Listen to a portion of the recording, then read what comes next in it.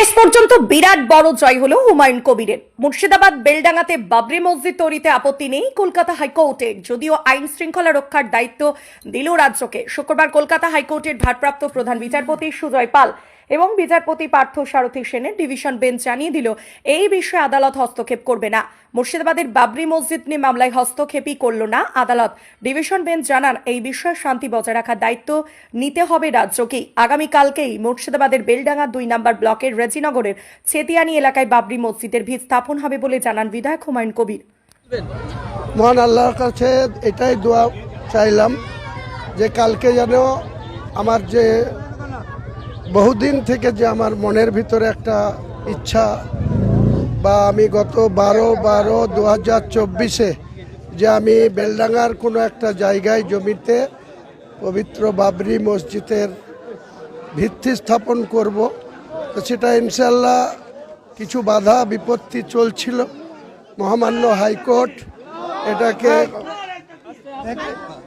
মহামান্য হাইকোর্টের জাজ সাহেবরা বলেছে উনি কোনো অসাংবিধানিক কাজ করছেন না, উনি সংবিধানের মধ্যে থেকেই তিনার মসজিদ করার অধিকার আছে।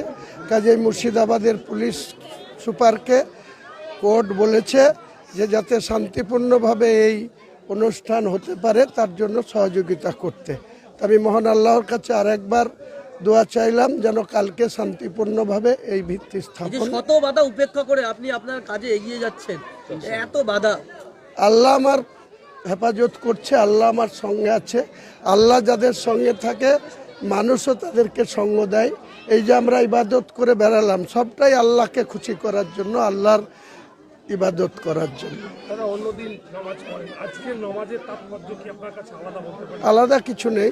শুক্রবার জুম্মার যেখানেই থাকি চেষ্টা করি নামাজ পড়ার। সব দিন হয়তো হয়ে ওঠে না, কোনো বিশেষ কাজে কোনো জায়গায় রাস্তায় থাকলে আটকে থাকলে সেটা আলাদা কথা, কিন্তু নামাজ আমাদের প্রত্যেক মুসলমানের পড়া উচিত, বা মুসলমান ৫ ওয়াক্ত নামাজ পড়াটা তাদের পক্ষে ফরজ বা তাদের নির্দেশ আছে কোরআনে। তাই কোরআন যাতে মানে। আর আগামীকাল আরেকটা আমাদের কোরআনের কালকে ৬ ডিসেম্বর যে কোরআন তেলাওয়াত হবে তার আরেকটা বিশেষ তাৎপর্য আছে।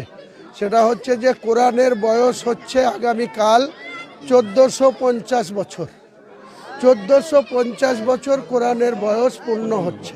সেই দিক দিয়ে ৬ ডিসেম্বরটা অত্যন্ত মুসলমানদের জন্য, ইসলামের জন্য পবিত্র কোরআনের ১৪৫০ বছর পূর্ণ হচ্ছে, সেটাও একটা তাৎপর্য ছিল।